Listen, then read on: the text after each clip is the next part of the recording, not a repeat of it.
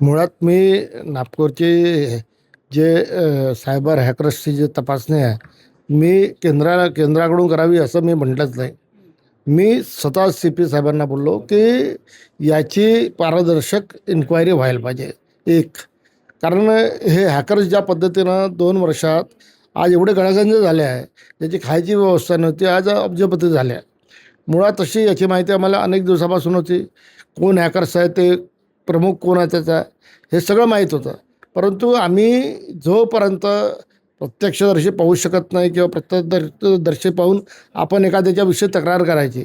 आणि ज्यावेळेस त्याला अटक झाल्यानंतर मी CP साहेबांशी भेटलो. त्यांना सांगितलं असं असं प्रकारचं आहे, हे वेगवेगळ्या ह्या जुगार खेळणाऱ्या ज्या ॲप्स आहे, त्या ॲप्स आहे, माझं ॲपसारख्या ॲप्स आहे, त्याच्या माध्यमातून हे टेरर फंडिंग होऊ शकते, हे सायबर गुन्हा मोठ्या प्रमाणात होऊ शकतो.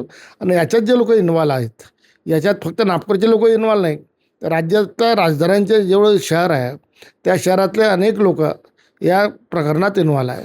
आणि जो माणूस कालपर्यंत त्याची अवस्था नव्हती खायची, तो आज अब्जावधी रुपये कमवून राहिला.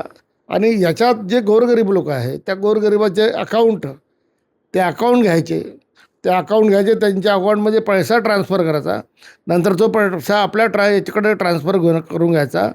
हे ज्या पद्धतीनं झाला. आणि त्याच्यामुळं माझी CP साहेबांना विनंती होती, ज्याचा जो तपास आहे, हा तपास पारदर्शक व्हायला पाहिजे. आणि याचा व्याप हा छोटा मोठा नाही, याचा व्याप नागपूरपर्यंत नाही, तर याचा व्याप अख्ख्या देशात आहे. आणि त्याच्यामुळं हे जर प्रकरण जपलं किंवा कोणी दाबण्याचा प्रयत्न केला, तर मग त्यावेळेस आपण ठरवलं का त्यावेळेस आपण ED CBIच्या माध्यमातून माननीय देवेंद्र फडणवीसांना याची इन्क्वायरी करायला लावू. याचं कारण आहे का काल 4 जणं, म्हणजे आपले जे इथचे DCP आहेत, त्यांनी काल 4 लोकांना गोव्यावरून पकडलं. म्हणजे तुम्ही समजू शकता का याचा व्याप कुठे कुठे आहे. आणि त्याच्यामुळं आम्हाला एवढंच म्हणणं आहे का अशा प्रकरणाच्या माध्यमातून, अशा ॲप्सच्या माध्यमातून जे काही जो माणूस इथे सायबर गुन्हेगारी कशी थांबावी याचे क्लासेस घ्यायचा, तोच माणूस यात खरा इन्व्हॉल्व आहे. आणि त्याच्यामुळं अशा लोकांना यात ताब्यात घेऊन त्यांच्याकडून संपूर्ण देशात जिथे जिथे यांचं हे स्कॅम चालू आहे त्याची माहिती घेऊन त्या सगळ्यांना अटक करावी. आणि त्यांना ते थांबलं प्रकरण कुठेतरी, तर मग मी ED CBIची इन्क्वायरी मुख्यमंत्र्यांना मागील.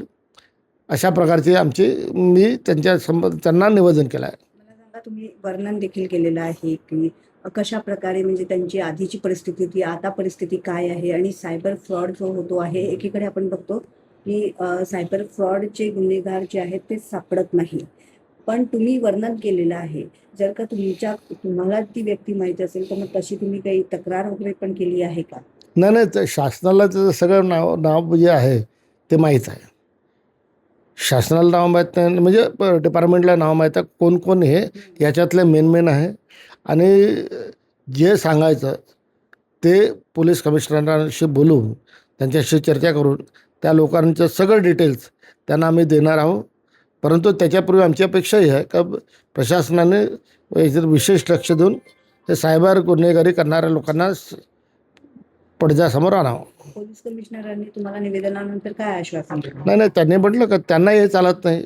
त्यांनी सरळ सांगितलं, माझा PA गेला होता पत्र घेऊन, तर त्याने सांगितलं का तू सरळ जा रेड्डी साहेबांकडे, झोन 1चे जे DCP आहे. आणि मग त्यांनी सांगितलं PIकडे जाऊन पहिलं गुन्हा रजिस्टर करा. गुन्हा रजिस्टर झाल्याबरोबर मग कारवाई सुरू झाली. काल गोव्याचे 4 पकडले, उद्या अजून कुठले पकडतील. हा व्यापक असा म्हणजे एक प्रकारे स्कॅम आहे. आणि त्याच्यामुळं याच्यात बाकीचे लोक कुठे इन्व्हॉल्व होऊ नये, फसू नये म्हणून या लोकांनी गोरगरिबांचे अकाउंट घेतले, तर या उद्या चालून त्यांच्यावर काही येऊ नये या माध्यमातून. म्हणून आमचे मागणी आहे का त्वरित लवकरात लवकर तपास करून याची दूध का दूध पाणी का पाणी शहानिशा करावी.